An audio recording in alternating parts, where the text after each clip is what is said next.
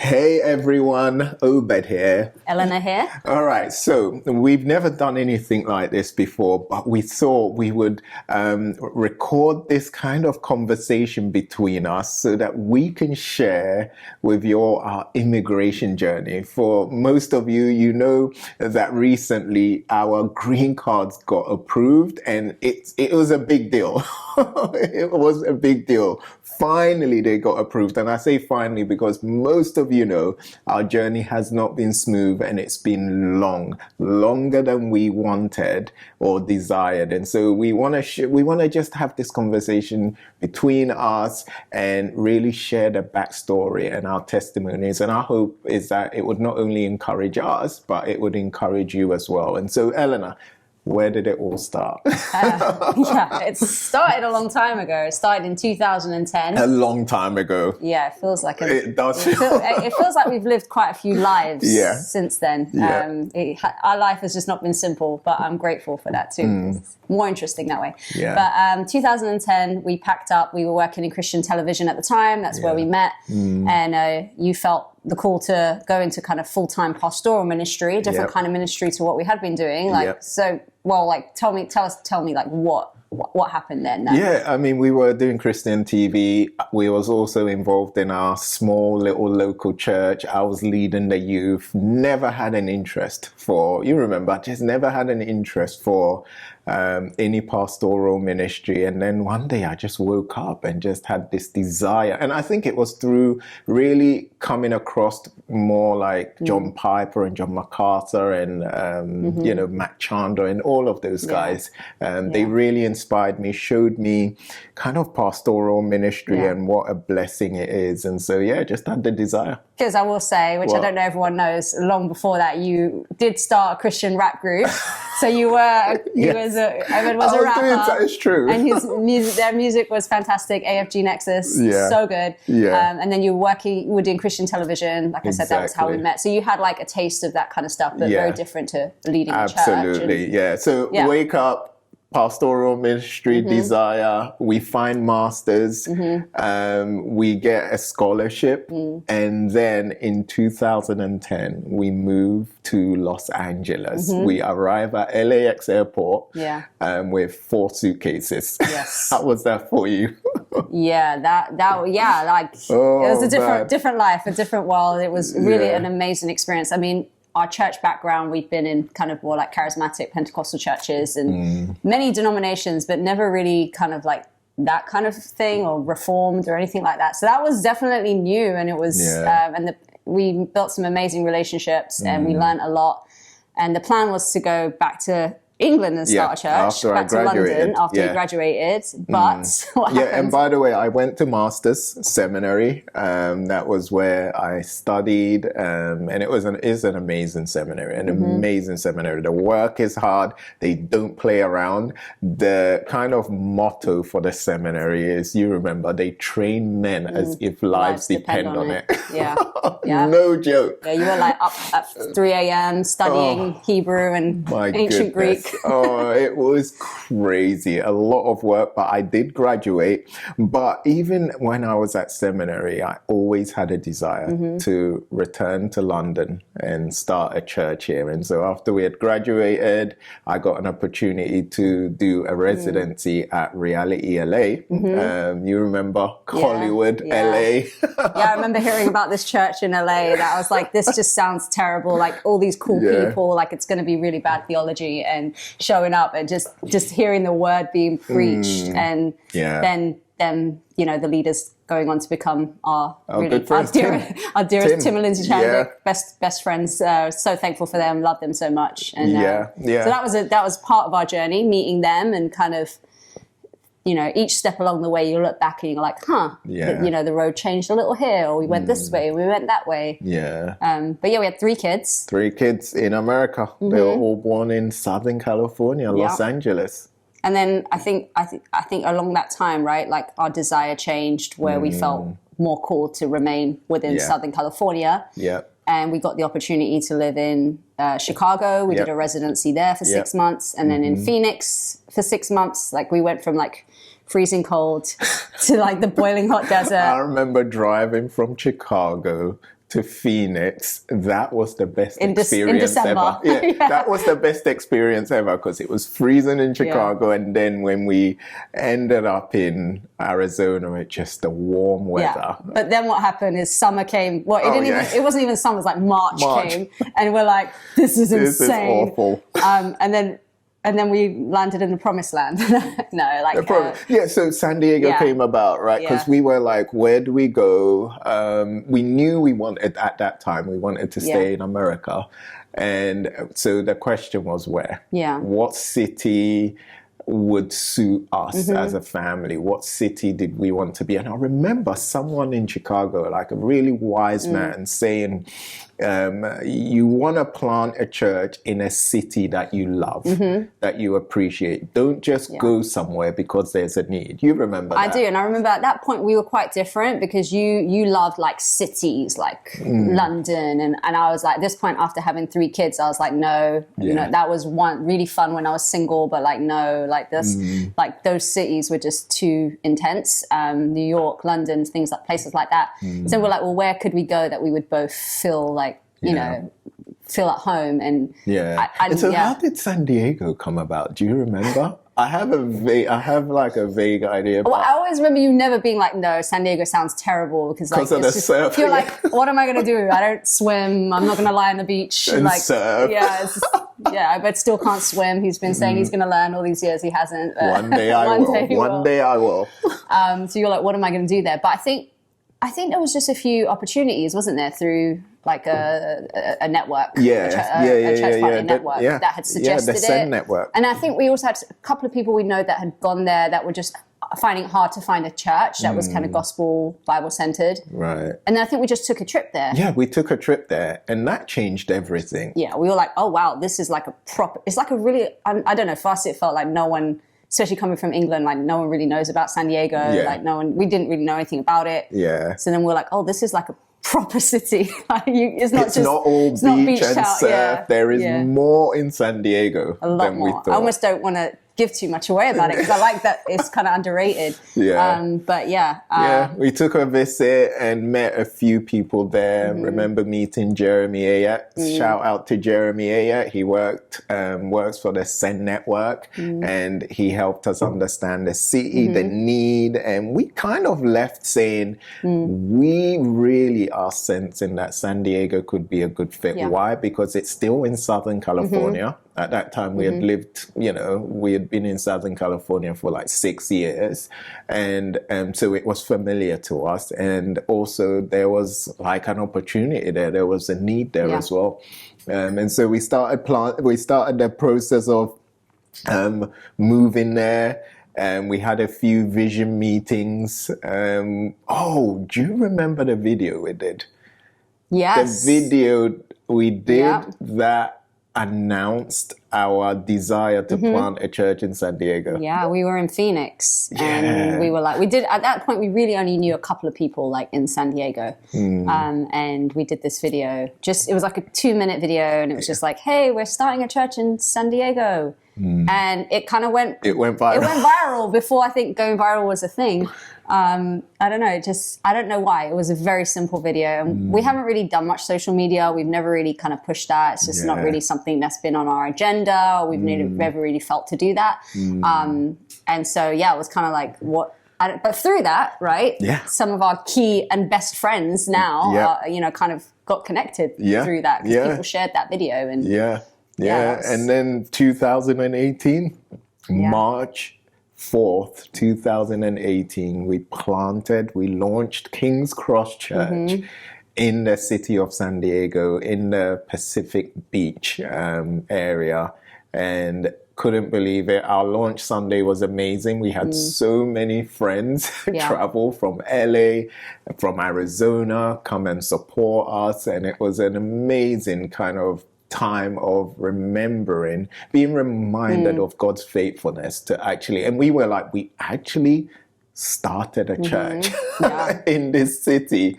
Couldn't believe it. And then the next Sunday, obviously, not everyone showed up because everyone went home and there was only a few people. But over the years, God just built his church. He absolutely built his church. More and more people came. We encountered some issues with venues. Yeah, which I will say, I mean, it really wasn't smooth. As there's some stories there, like in 2018, that were absolutely devastating. And I mean, again, immigration had an impact on our immigration. We were transitioning sponsor, and because of that, we couldn't leave the country. You can't travel when you're kind of sort of transitioning, and it was really sad. Like my mum was kind of. She was dying not long after we'd launched church, and I could not leave the country.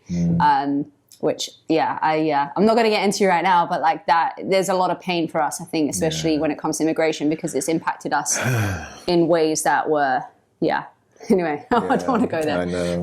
But yeah, and there was more trials, because you can't just do what you want when you're, on a visa, and as we were changing sponsor, that really impacted us, because it messed with our, there's everything has to be done in a certain way. And if anything happens, which in life things happen, you're really stuck, which is why I'm very sympathetic towards the struggles of immigration, because it's just not simple. It's not simple. It can be very, very complicated. And it's, But yeah, so we had those trials. Yep. But we got through them. We got through them, and the church continued to thrive. We, had a really lovely venue, the Soledad Club. And it was a lovely venue where it was just the perfect size for us, perfect location. And it's at that venue that we grew. And community groups, we started a community groups in our remember our little home in Pacific Beach? Yeah, and this is when people say to me, I can't host community group because our house is too small. I'm like, we had like an 800 square foot home with 3 children, 2 small bedrooms and 1 bathroom. Like, and we started the church. Like, I'm like, you can do it. Like, people don't really need, like, they were sitting on the floor. We would literally move furniture. We would. Shout out to John Sear. He would come and we would like move furniture just so that people could just sit on the floor. Yeah. And it was cool. Like it was it was cool. You didn't need to have everything. We did not. All in order. It was just like rough, small home, and then the church continued to grow. We just, even after thinking about this now, I'm so thankful for our core leadership team.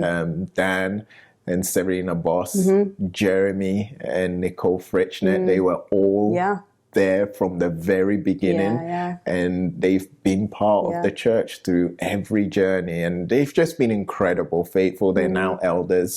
Dan and Jeremy are now elders, and so it was an awesome season of growth, and God really establishing us in Pacific Beach. And so everything's going well. Soledad Club, the venue we're in, becomes too small.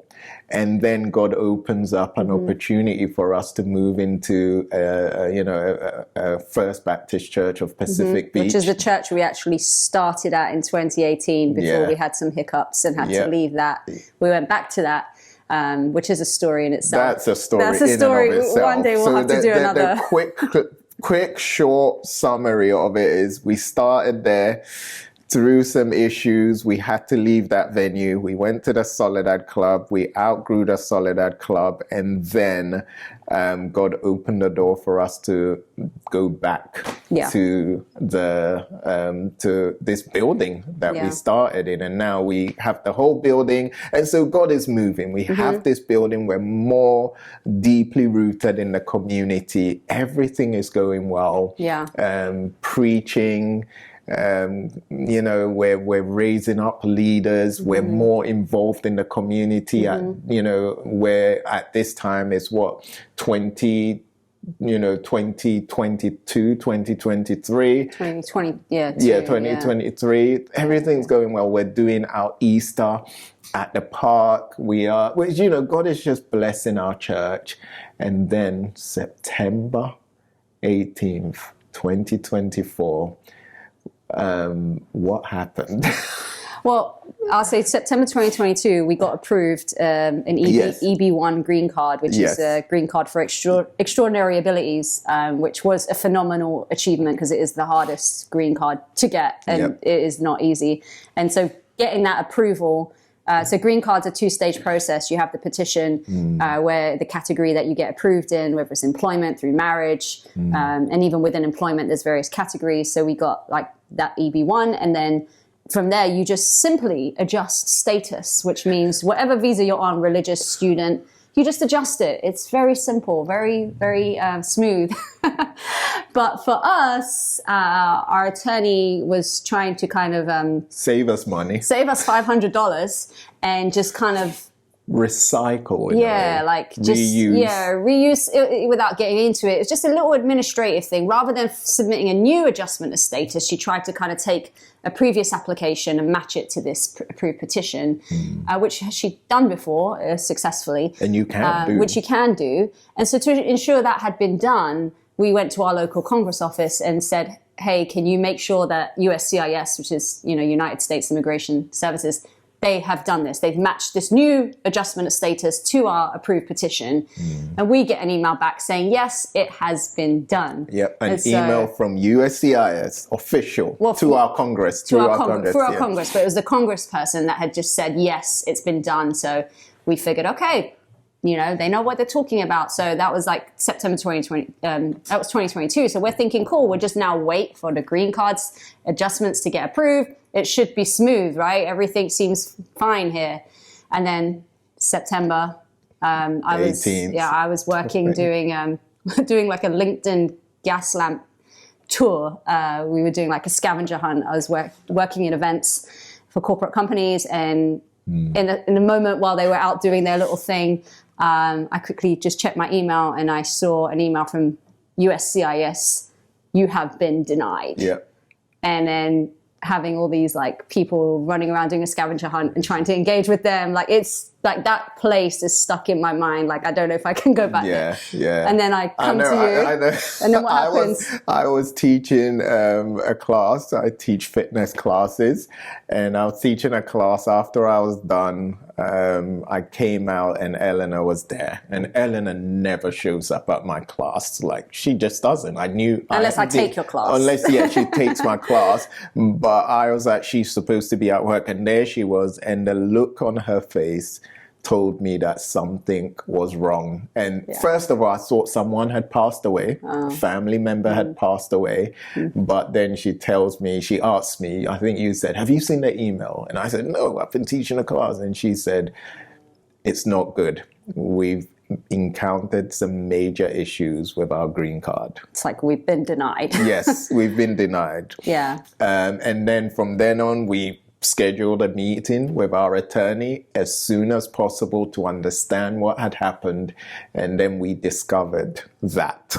Well, yeah, we went to the Congress office and said, what the heck happened? And he was actually visibly shaking. Yeah, we discovered that it hadn't been matched at all. Yeah. Right? And he was visibly shaking because I think he had realized that he had messed up, and he had miscommunicated to us. He had misunderstood the email from USCIS saying that it had all been done.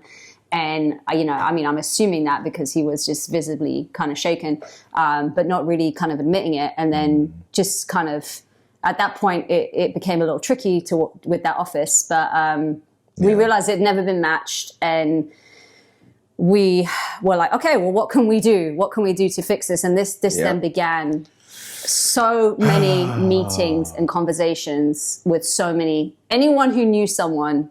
Yeah, we were trying it. Yeah, we were trying. We were trying to go through government officials, attorneys. We showed up at our Congress office multiple times. We even, you even bumped into our congressman in the library, wherever he went. He wouldn't meet with us. He wouldn't meet with us. And they weren't taking responsibility. Yeah. And that was very hard to see and experience. And he even kind of told lies and said, well, he said a lot of things to people that were not true and just didn't want to take responsibility. And we couldn't meet with him. And one day I bumped into him in the library, which was crazy. So that I was like, the Lord is in this and is going to now fix this. But no, it just nothing got fixed. So what we were trying to do was you remember, like communicate to USCIS that there has been a misunderstanding, miscommunication, meaning they had communicated something, that they had done something that they hadn't done. And so we filed a motion and appeal ASAP to appeal the decision of denial so that they could overturn it. They denied that. And we were just fighting to reverse all of this, but nothing we did helped. Nothing could fix this problem. And what we didn't want to do was leave the country and return to the UK and do consular processing here.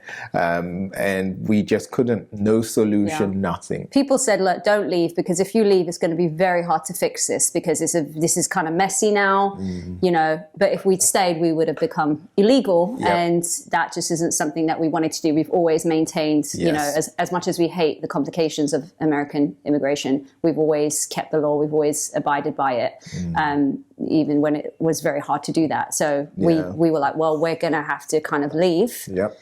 So voluntarily depart the USA, which was something we didn't want to do, because that meant that we would leave our home, obviously, pull the kids out of school.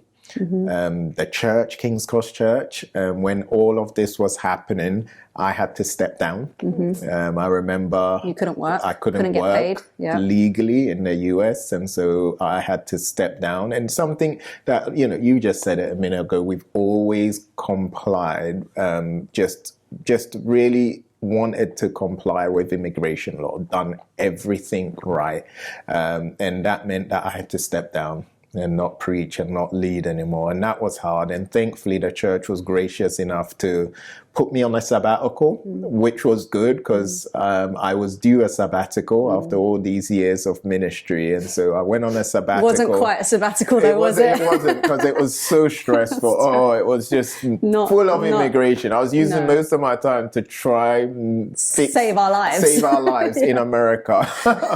And so I did that. And then March 2025, that was the day we had to voluntarily depart the US in order to avoid any consequences in the future with immigration. And so we packed up.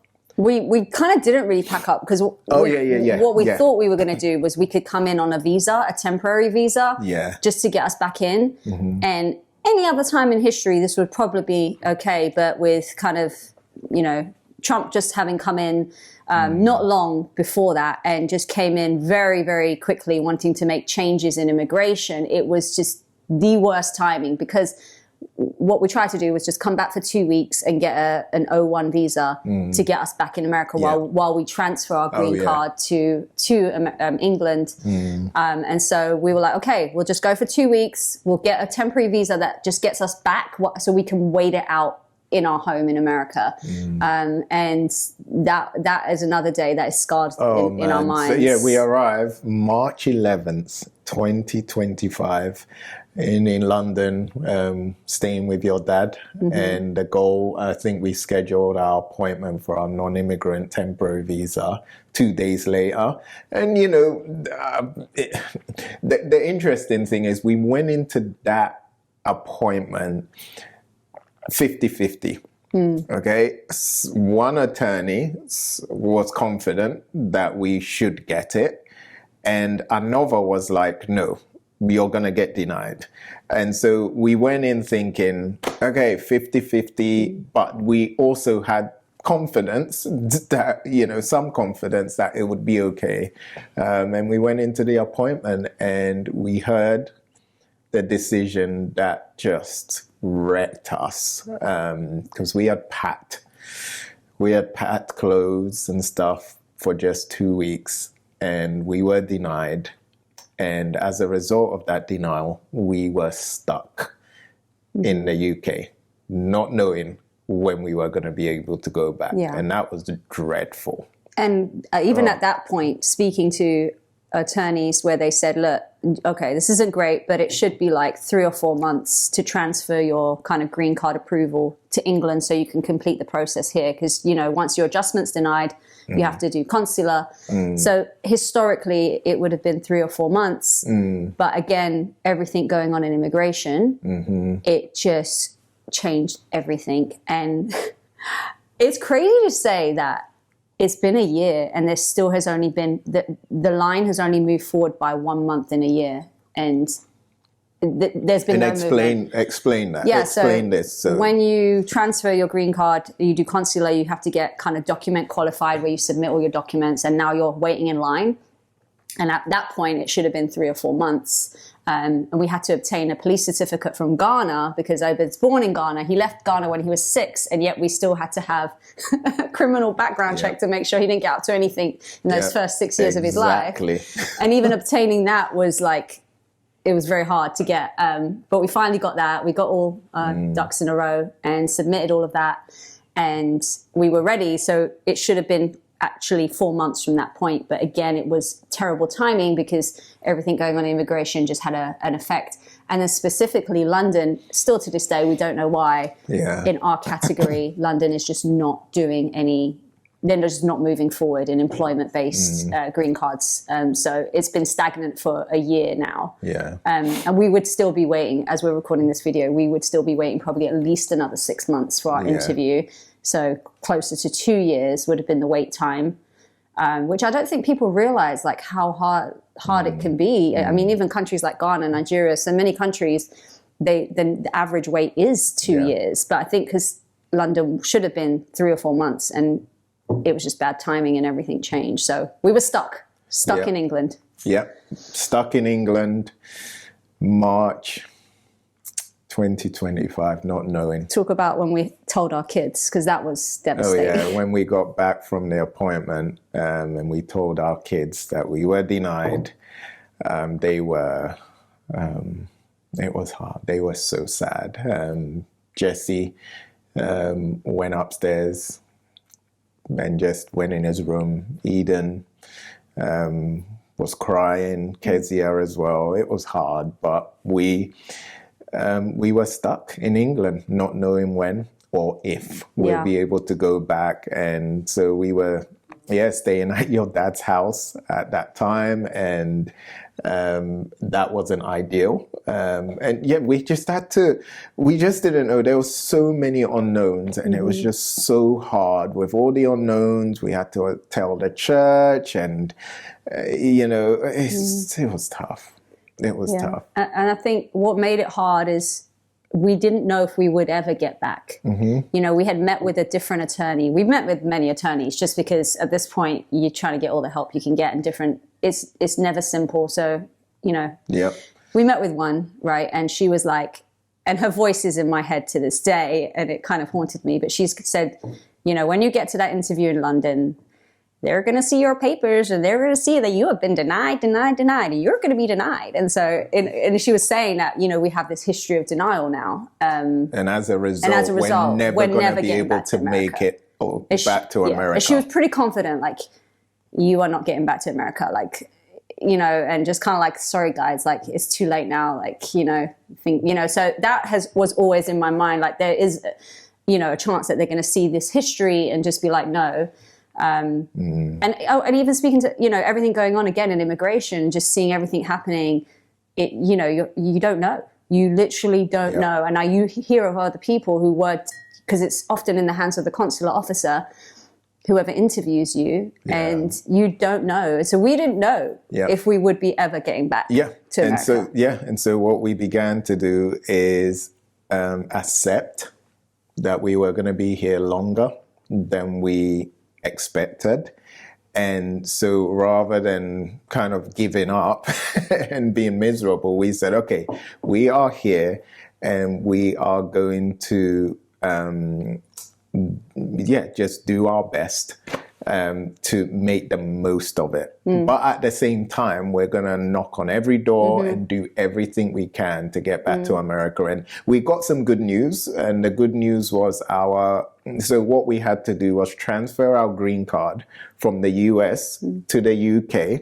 And that transfer often takes nearly a year. But through Congress. A different Congress. Shout out to Lizzie. Lizzie from Darrell Isers, she helped us transfer it quickly. So rather than it being a year, it was like a month. And so praise God for that. We have to always remember the many miracles God has done along the way. And so that happens. Our green card is now at the NVC. And we've got all of our documents sorted out.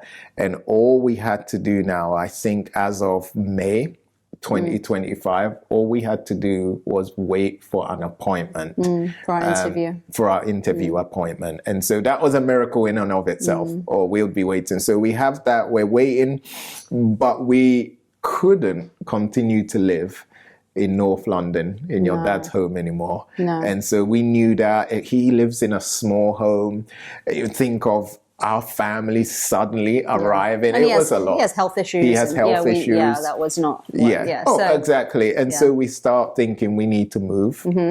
And the question is where? Yeah. So you literally are now in a country which people think is home, but actually we've been gone 15 years. So it's our lives are in San Diego with 3 kids, a couple of suitcases, and where do we live? And also, how long are we going to be here? Could it be 3 months? Yeah. Could it be forever? I don't know. Nobody knows, right?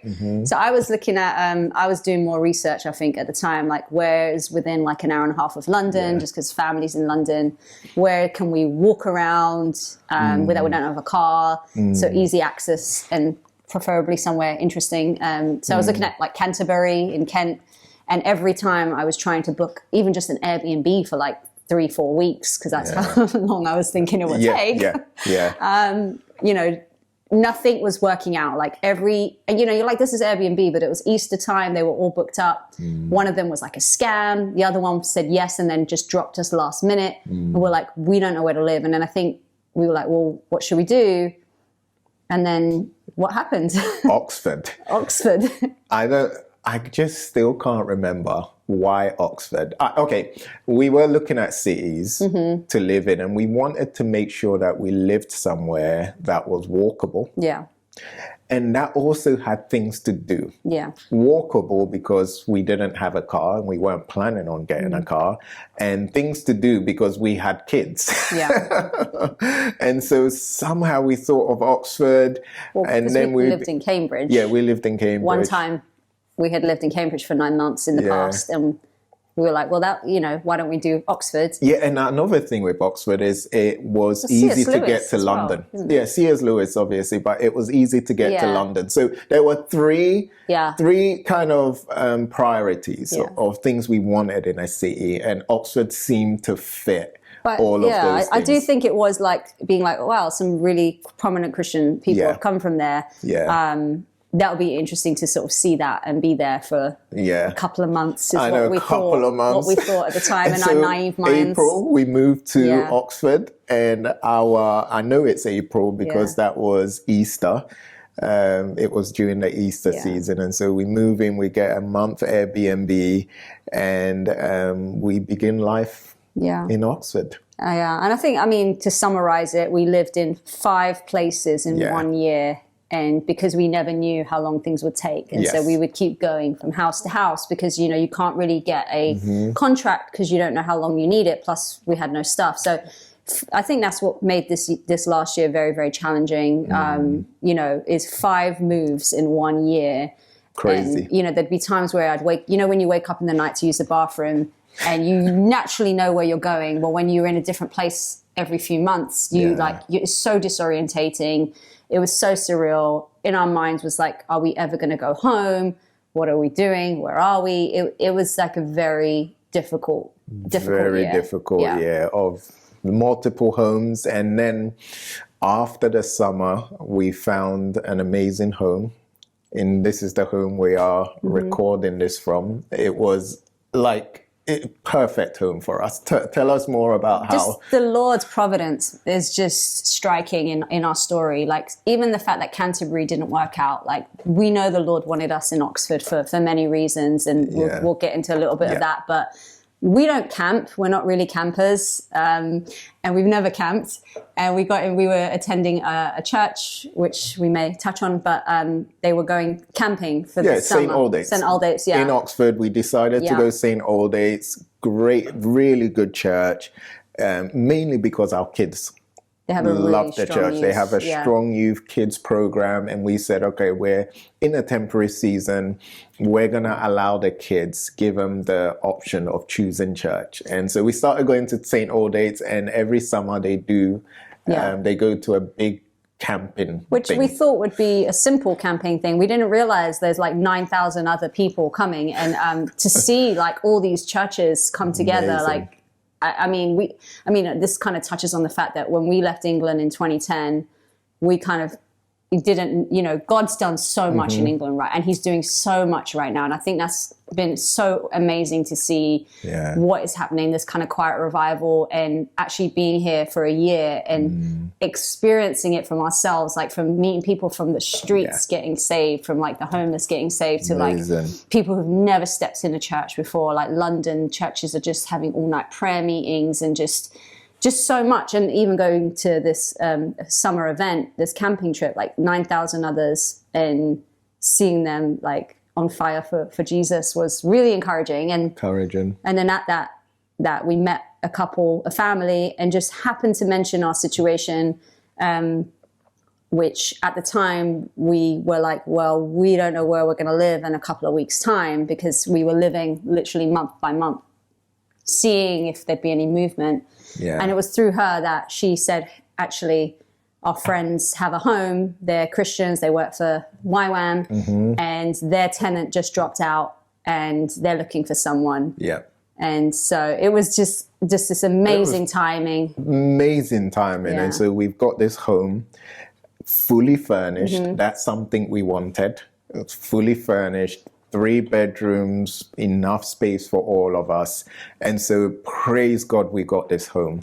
The other thing that we were excited about was the opportunity to go to Cyprus and reapply in a way for a temporary visa to go back. Anything you can do, we did it. Like any door you could knock on, any connection you had, we took it. Like, I feel like we did everything. And so we go to Cyprus thinking, okay, we'll try again. We are going to go visit family while we're here. My family's from Cyprus. Eleanor's family's from Cyprus. And while we're in Cyprus, we'll try and reapply for a temporary visa there.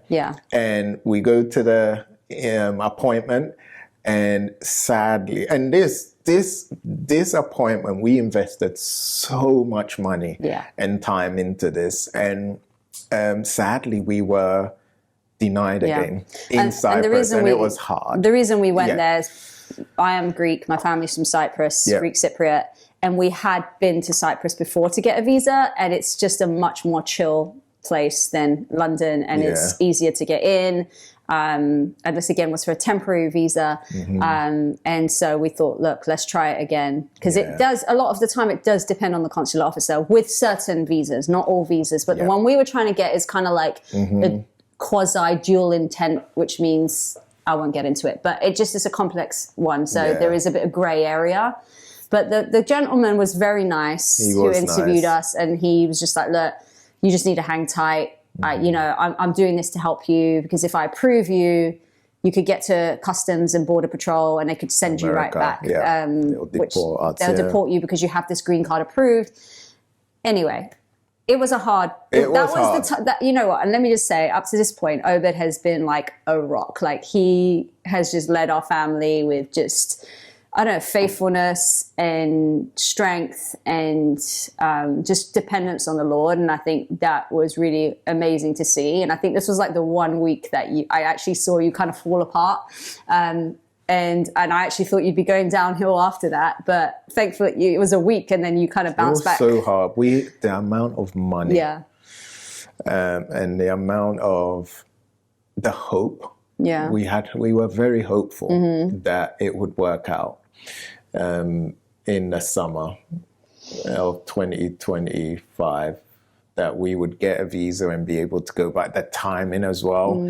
It was just, late summer, school is starting. We thought it would, if we got that visa, we'll be able to get back home to San Diego in time for the kids to start school. It was all of these things. And so when it was denied, it was hard.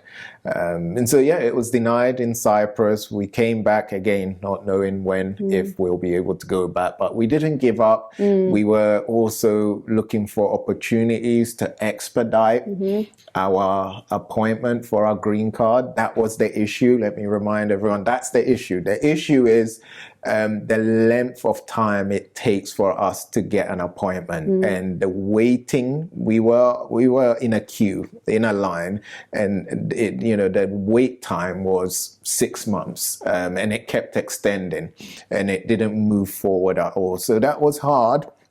But we tried expediting. You remember that was expediting. What you can do is contact the US embassy that you're working with and ask them to expedite. But there are certain criteria you need to meet in order to expedite. And we try to meet as many as we can. And we were denied twice. Yeah. 2 expedite requests were denied flat out. It was like, we send it, and a day later they're like, nope, we're going to deny it. You don't have any good reasons why you need an expedite. And so that was hard.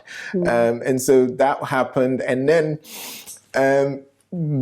January 2026, we are bracing ourselves. And I forgot to mention June 2025, that was when I started doing video sermons at King's Cross Church. Prior to this, we were getting guest preachers. And when we realized that I would be here longer than expected, we decided to do video sermons. And those video sermons were interesting. Never thought it would work, because as a church, ideally, we like in person. But I can't remember who said it. Someone was like, let's try video sermons and send it to the church. And we were like, we're not sure, but we'll try it anyway. And so we tried it. I remember recording the first one in one of our houses, one of our many homes we stayed in.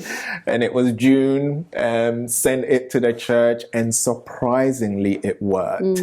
And from then on, every month I would I would preach 3 times via video. And God was just so gracious to use that, because if the video sermons wouldn't have worked out, I would have seriously had to consider resigning, because the church needs to hear from me. And if they're not hearing from me, what's the point? I can't, I can do all the other stuff like the Zoom meetings and all of that. But if I can't be preaching regular, or they can't hear me, what is the point? And so that was such a blessing. And that was a reminder of God's faithfulness. But we still didn't know when we would get our even interview. Just some of the lessons along the way. I'd love to talk about that, because there's so many things, even when we the things aligned, and it really felt like the Lord would open the door for Cyprus, because he kind of miraculously provided for that. We needed £5,000 for something, and we were praying, and the next day someone gave us that money. And so it just felt like the Lord is opening the door. And we'd just been to this kind of camp, which is quite faith-based kind of belief systems. And, sorry, I shook the table there. It's fine. Tapped into that a little, the Lord is doing this. And I think that even discerning what God's will is has been a challenge at times of is this God doing it? He's, filling us with faith, and we're reading these Old Testament stories, and, and these powerful things happening. And this is our Red Sea moment. And then, nope. And there's so many of those where, but then through that, just persevering. And like you say, at times questioning your calling, should I just give up? Should we just quit ministry? This is a lot to put our family through, a lot to put the church through. We don't know if we're even going to get back. It would be easier just to be done. And I think we've just had to walk through so many challenges where we're and it's interesting, whenever we wanted to give up, something would happen that would encourage us to keep going, whether it was us or our church. Something would happen. Someone would send something, or we would read something that would encourage us to keep going. I think a good one, and we'll talk a bit about that, like church history and understanding the many men and women who have persevered and endured. That helped us keep going. And so at this point, January of this year, 2026, there's no end in sight. We've had many setbacks, many denials. We're looking at being here for the next till the summer, hopefully the summer, who knows? Setback, denials, no expedite requests are successful. And then one day, February, beginning of February, I go for a walk. I love to walk. I go for a walk from where we live to the Oxford City Centre. And while I'm going for a walk, I'm praying and I'm saying, God, please, and this is a prayer I'd been started praying, God, please get me back to San Diego so I can preach during our Easter gathering. I want to go back for Easter. I knew that prayer was ridiculous because at that point, in February of this, there was no way it only could take a miracle for that to happen.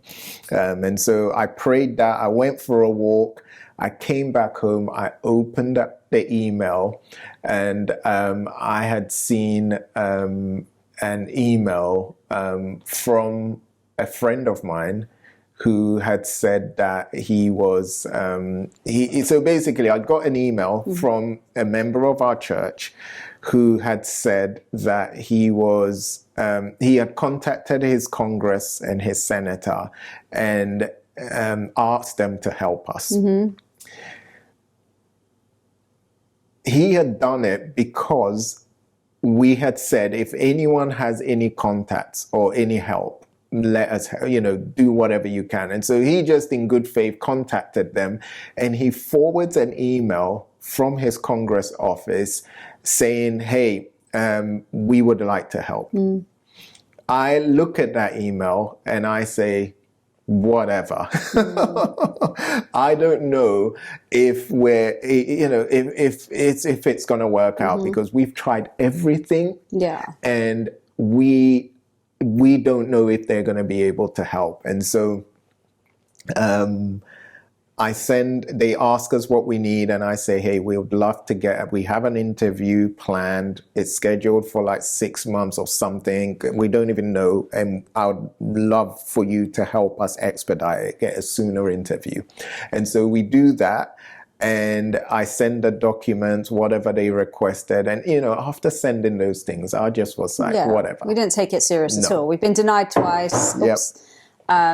Also, we're not, we don't live in that state. It was Indiana, so they don't help you unless you're from there. There's just no reason. Like literally when you told me, I was just like, whatever. Like didn't even think about it. It's not going to work out for so many reasons. Like technically even it cannot work out. It wasn't just that we were feeling, down and not having, confidence. It was like, no, we're not constituent of that place. So therefore they're not going to do it. So when we then 2 days later got expedited. It was ridiculous. It was ridiculous. It just did not make sense. Think about this. We've been trying everything we can to expedite, and then this random Congress office from Indiana submits an expedite request on our behalf. We're like, we've tried it, it's never, and they do it, and 2 days later we get an approved expedite request. And then they're like, you have an interview in 2 weeks' time. Yes, 2 weeks. Go to get your medicals done, because you have to do all these medical exams and stuff. Like, you have an interview. And, so for a year and a half of like trying to get this sorted, 18 months to you have an interview in 2 weeks from this person in our church who just randomly emailed their Congress office, which in my mind made no sense for them to do that, because we meant if you have connections, like someone, like your buddies with Trump, like that kind of connection. That's what we were looking for. That's what we were looking for. And he just randomly emailed his old Congress office and for this person to then actually do the same expedite that had been denied twice. Yeah. And again, we've been told by various attorneys, expedites are a one and done thing. Like once you are denied, they're not going to approve it because you're in the system. You're in the system, and also it looks bad. Like, why would you then get approved? It looks like someone didn't do their job before. So there really is no point in trying again. This was the third time through this random Congress office, and it was approved. Yeah. And it's mind blowing. So everything happened so quickly. Yeah. Within those 2 weeks, had to do a medical, had to get ready for the big interview, which happened February 27th of this year. And it was wild. Another thing to add is that before we got the interview date, we had planned to have some visitors, some pastor friends, Gijo, James, and Carl from churches, like-minded churches. They're kind of pastors and churches that King's Cross we have a good relationship with. And we were talking a few months back, and they decided to come visit us. And so we had scheduled for them to be here the week and the weekend of the interview. And so that was interesting, very interview. Which was kind of worrying, because we're like, Lord, your sovereignty in bringing our friends to us means, I was like, we're going to get denied and they're coming to console us. God has them here. God has them here for that. So I'm like, this is a bad sign, Like, I know. But no, it was really wonderful having them with us. And the week, man, of the interview was so intense, because we knew this interview decided everything, decided our future, whether we were going to return home to San Diego or we were going to be here permanently in the UK. It was a lot. So it was a lot. But the interesting thing was that our church, that's true, supported us in prayer. Like you remember, like the prayer meetings all week. So we called a week of fasting and prayer, and all of our church prayed desperately for us. Wednesday. So the interview, the appointment interview was, the Friday, February 27th. The Wednesday we did a night of prayer and worship. More people showed up to that than I've ever seen people show up for a prayer meeting that we've done. And the prayers during that prayer meeting was ridiculous.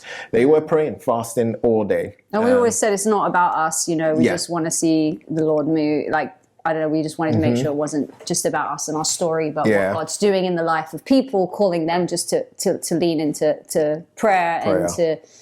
even on the way to our interview, they had an all-night prayer meeting from midnight to 4 a.m. And it was online and San Diego time because of the timing, because our interview was in the morning. And on our way on the bus, Obed and I were like listening in to people praying for us. And there's certain things etched in your mind, and that. But I'm not going to lie, like it was terrifying. Like a year of this kind of over your head. What's going to happen? When's it going to happen? Are you ever going to get back? Where are you going to go? What are you going to do? And now it's like, it's all happening. We're on the bus, we're on the train. On the tube, every form of transportation to get there. It was, and it was helpful having Gijo, James, and Kyle from these friends there, because they kind of prayed with us and took our minds off things. Our kids came, took them out of school. We all went to the embassy and they hanged outside.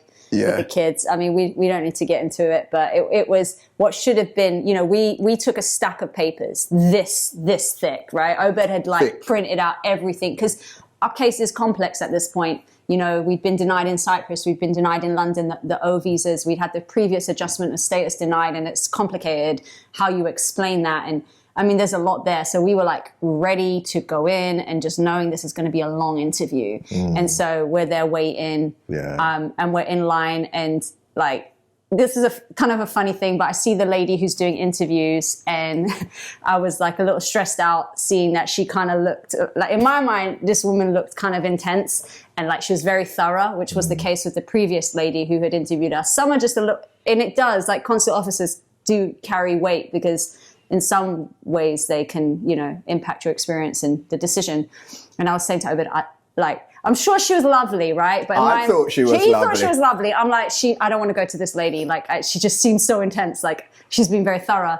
And I was texting Serena and being like, Serena, I don't want to go to this booth. You know, and we were there like about an hour just waiting. And then they call our number, and then they open up the booth next to her, which had not been open that whole day because we'd been tracking. And I was like, oh, we're going to booth 22, not 23. And we go up. And I'll just summarize it and you can go into detail if you want. We had a 3-minute interview with no questions other than how's your church going? And like, what did you guys do during COVID? And just kind of like chit chat and no questions, nothing. She was clearly a Christian because of the way she was responding to church questions. And she's like, yeah, I've approved you guys. Any questions? And like our mouths were like on the floor. Like we were like, wait, what? It was just ridiculous, man. We were expecting a thorough, lengthy interview, but it was 3 minutes, and all she wanted to know about was our church. And this all has been a year. That was a year in the making. A year in England, a year and a half since it began. Yeah. And even like just to think that we'd been praying specifically for certain things. Before this interview, I know we were praying that she would be a Christian, and we're convinced. You know, we're convinced she was a Christian. We were praying that it would be smooth, and it was smooth. And God answered our prayers in the most clear and obvious ways. And we're still, stunned. And so, we have our green cards approved after all these years of trying to get permanent residency in the US. And the journey has been so long. Very difficult. It hasn't been easy. There's been so many times when we just wanted to give up, but God has sustained us and he has absolutely done it. But as we look back, what are some of the lessons that you've learned in all of this that like stands out to you? I think I'll start with the kind of idea of blooming where you're planted.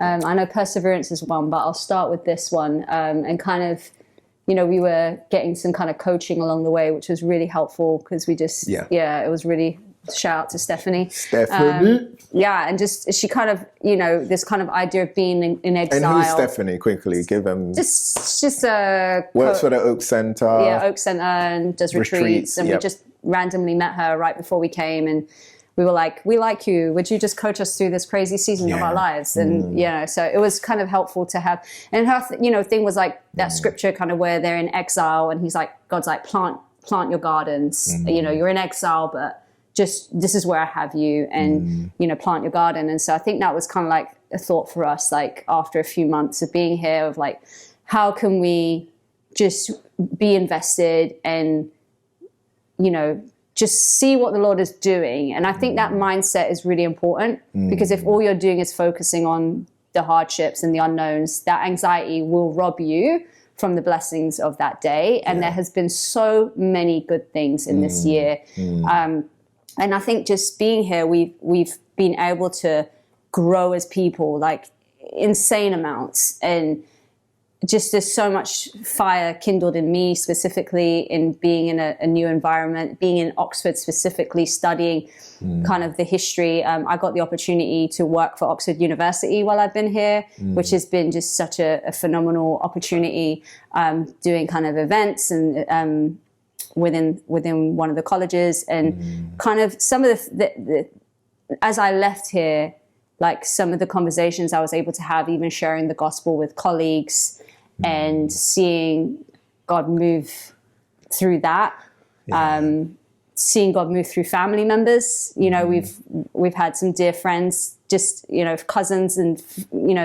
get saved and ask for discipleship through our time here and being able to walk with them through, through the gospel and seeing them like their lives being changed. And, there's been so many things like that. Why don't you, what about yourself? Like tell me a couple of...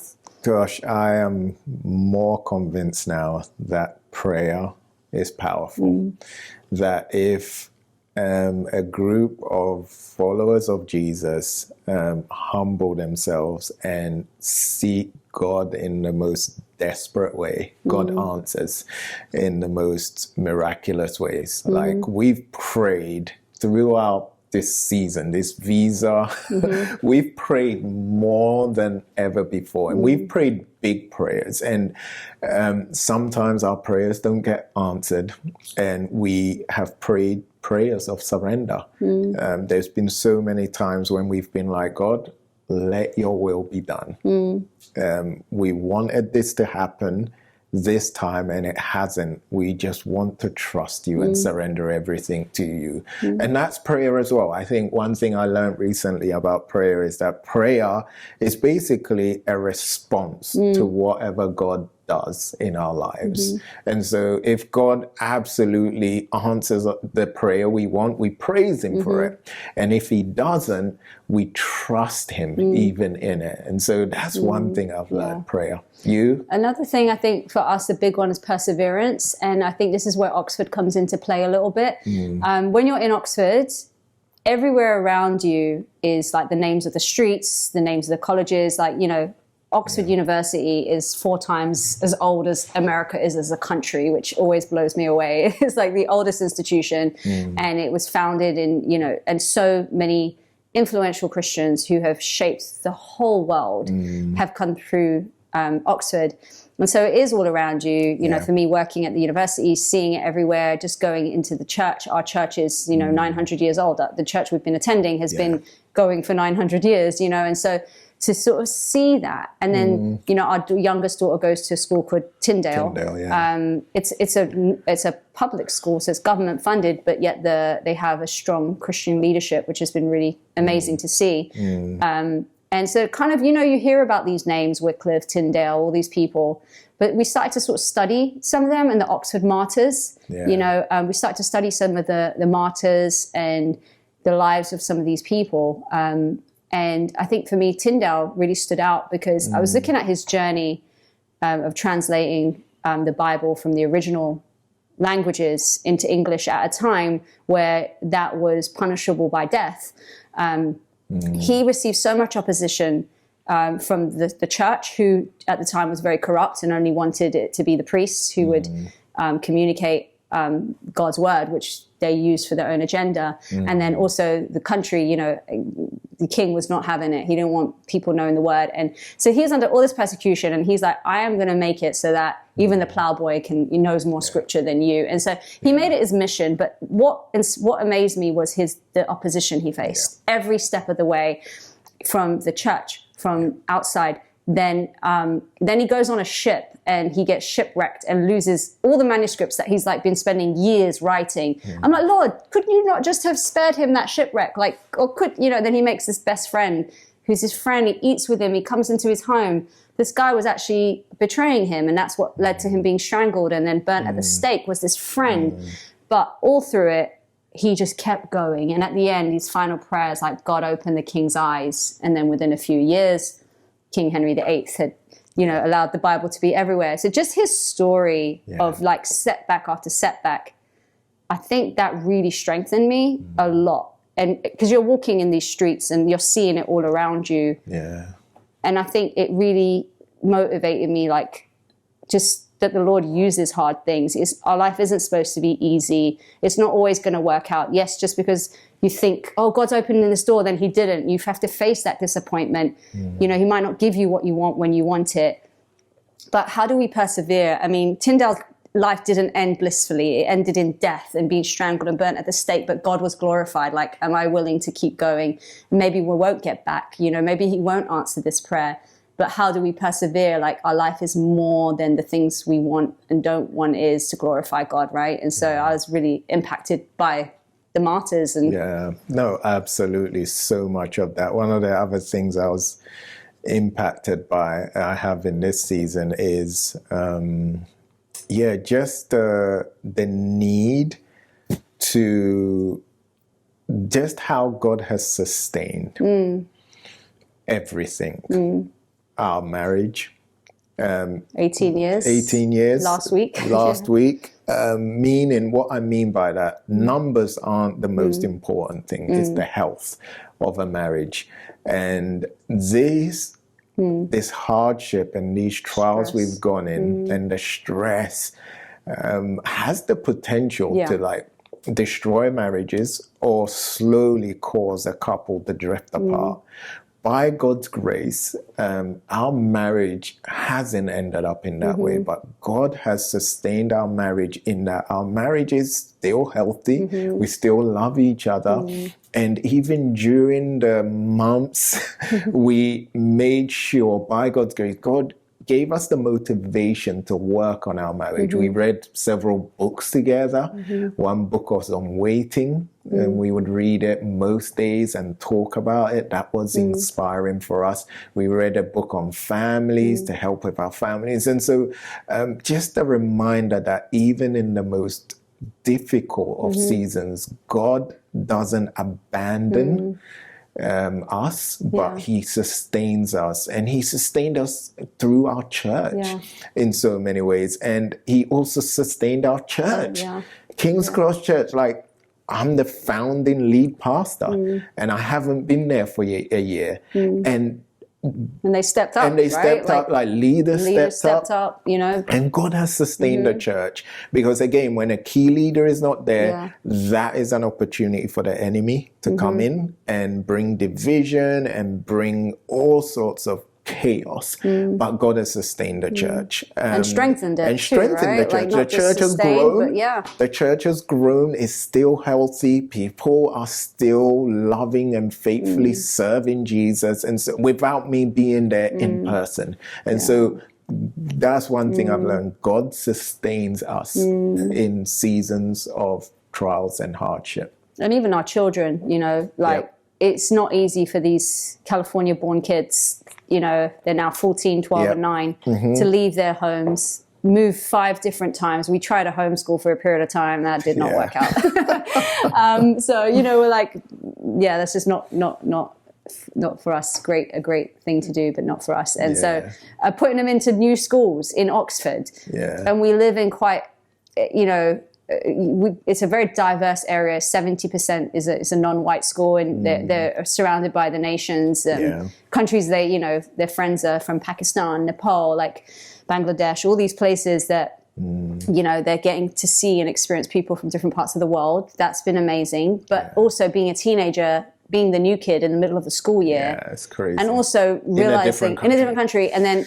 also always having to sort of like talk about America, because America's seen in a very particular light around the world, which you don't realize when you're in America how it is seen, and just even navigating how to, you know, navigate that. And they have thrived. Like they have been so resilient. I hope we could put some pictures up, but like they are like, they've made these friends. We had their parents' evening, and their teachers are like, how is this your story? These kids have come to the school and they are like impacting the school, and in like, they're getting like leadership awards, and just, I couldn't believe like what we were hearing from the teachers of, and this is just to say, this is the Lord's grace, because this is their journey, you know, and they've been going to a really good youth group, and they could see Christians that weren't just in their parents' church or even the American church, but they're seeing the global church. And, you know, we went to a few different churches here, and they could see like Christianity is not just this thing that we do as a family, but it is the body of Christ, and, you know, looks different in different places, but this is the kingdom of God. So that's been good, right? Yeah, our kids, man. And I remember when we came out of the embassy and we told, like, they knew, like, they were nervous. They were waiting for us outside, and we came out and we said we had been approved. Well, we kind of tricked them. It was a really bad idea, but it seemed good at the time to like look sad, like we'd been denied, so that we could film their reaction. So they were like sad, like thinking we'd been denied, and then we were like, we've been approved. Oh, and we should show the video. Actually, we got a video we're gonna show. They were confused, because they were like, you looked so sad. Like, what? You know. Amazing. So God has been good, man, and we have experienced God's goodness. You have one more. I have so many things that the Lord has done, and I kind of wish we could speak more about that than the journey. But there is so much that will probably come out over the years. But I think, you know, that scripture, Zechariah 4:6, not by might, not by power, but by my spirit. Like, this is like my little journal that I had here. And I would, you know, write a lot in it. But one thing I would do as a type A planner was, you know, foresee every possible outcome with our situation. And I was knee deep in like Reddit groups and WhatsApp groups through like immigration stuff, like to track the movement of the embassy, because no one knows anything. So I was like studying it all, like, you know, who's getting their interviews, when we would be, and just foresaw every possible outcome. And we tried everything. Like, we even got to someone who knew the president. Like, we got pretty close. We tried every door and everything wasn't working, right? And yet, in the most unlikely way, this guy in our church who's pretty new to our church, we haven't even met him, and he randomly sends an email to his Indiana Congress, who happens to just expedite it after 2 denied expedites. Even the interview, a 3-minute interview, and then after that, your passports are supposed to take up to 2 weeks. We get that in 3 days. Like, just the doors just flooding open. It just reminded me, like, we can try, and we should do our, you know, we've been called to do things. It's not you just sit around and wait for God's sovereignty, but like, you knock on those doors, you do what you can, you make an effort. Yeah. But none of that resulted in anything. And it was the Lord doing it in a way that you just you couldn't have predicted, you know? So I think that has really impacted. It's a reminder that we think we're in control. Yeah. We think we are in control of our own future destiny, but at the end of the day, we're not. And God will get the glory. He will always get the glory. And in this journey that we've been on, looking back now and how things have unfolded, we can see God's hand in every month, every decision, every disappointment, every blessing. And it's a reminder that God is like our green card. The success of our journey is all God. He's the one that has done it, and he deserves all the glory, because how it all happened was a total miracle. And he had us here. He shut the door. He kicked us out. He put us here for this year. And there has been so much good. We've learned. We've changed. We've changed in the best possible way. We are not the same, for sure. Strengthened our faith in him, our character, everything. And even specifically Oxford, like, there is a place in my heart for this city. And to be part of what God is doing in England for this year has been really amazing. There's a lot going on here, and even seeing like our church and how they do certain things has been quite inspiring, and rekindling certain things that were not there. So I think there's so much good. There's so much good. And, you know, I'm always like, the Lord made, you know, we don't know how. We don't know what will happen. Why Oxford? Why Oxford? And it might not just be like a temporary place we lived in, but God has something for us here in the future. There's so many connections we've made here, being able to work for the university, building connections there, like in so many ways. There's so many, we don't know, you know, and so I think, it's kind of... it's so, all right. So our flights are booked, making our way back to San Diego, March 17th. Is the plan, and we've got a few days till we go back. What are you looking forward to going back home? Think about this. We haven't been in our house for over a year. Our dog, we haven't seen our dog. That was literally one of the hardest parts of this year. Like, haven't seen our church. It's just crazy. What are you looking forward to most? I mean, I made a list of things that we're leaving behind and the things we're reclaiming, and the leaving behind is just the anxieties, the unknowns, the being unsettled.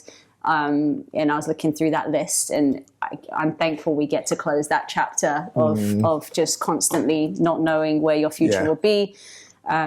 Trying to reimagine, you know, I was like, if we don't go back to America, we're going to Australia. And Everybody's like, we are not going to Australia. You know, we don't have to deal with those things and just be like, we get to go home. And that is home. And I mean, I love the city. I love San Diego as a city.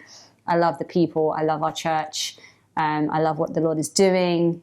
I love my dog. I cannot. We're going to film that reunion. Yeah. There's so much. There's so much. You? Yeah. I'm looking forward to all those things. Pokey. Oh, I miss the Pokey. Oh, the sun, obviously, and our lives there. It's gonna feel familiar, yet it's gonna feel weird. It's even like we're still stunned by all that just happened. We waited for so long. Something we've been waiting for so long, and then it happened within 2 weeks. Yeah, and it's go. But I think one thing for us is that we're not just going back to a city when we are returning to a calling. And that's important for us to realize that God still has us called to San Diego and the ministry he has for us there, because there was a lot of times where we questioned whether God has still called us there, and he has, and we are going back with that confidence, knowing that God wants us back. and a flame. I feel like, I don't know, there's something about the idea of fire, and I think seeing again the Christian, the martyrs and the forefathers, all these people that they carried that, and even the flame of being burnt, but then that flame of kindling and like that being ignited, and just not having a comfortable Christian, especially in America, like that comfortable Christian American life where it's a cultural Christianity, which is to me very off-putting, and just to be the reality of Christ and the reality of what we preach, and it not being a thing we do.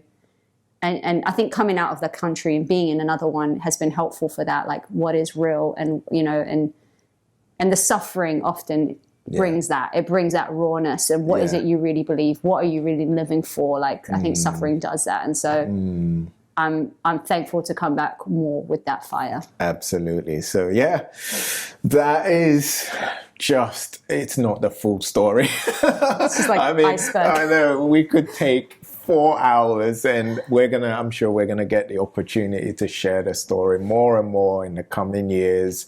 But we are thankful that God has been just so gracious. Thankful for our church family. Thank you for the leadership of King's Cross Church, Dan, Jeremy, all the leadership, man. They came and visited us in Oxford. That was awesome. God has been gracious, and he sustained us, our church, and he has proven once again that he is the King of Kings, the Lord of Lords, and he reigns over all of his creation, doing good, doing things for his glory and our good. Yes. And so that's the story. I hope you all end of this chapter, and we wonder what will be next. Exactly. Thank you for listening. I hope you've been encouraged. Cheers. Bye. Bye.